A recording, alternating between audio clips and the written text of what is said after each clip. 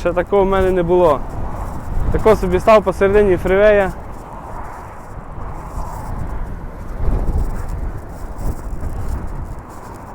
Ой, да, не знаю, там два трака ВТО. Я ще раз кажу, передній я сам бачу на свої очі, як він перевернувся. Стояв, потім треля трошки і як дало.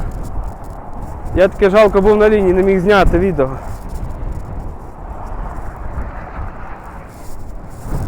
Дядько Віталіка той трак кидає, як не знаю. Ой, все, вжигає! Ой-ой-ой! Ой-ой-ой! Ой-ой-ой! Все, перевертається, ні! Ой-ой-ой! Боже, поможи! Ой-ой-ой! Ой-ой-ой!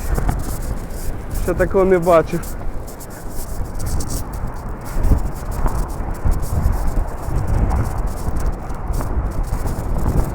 That was close, man! Whew.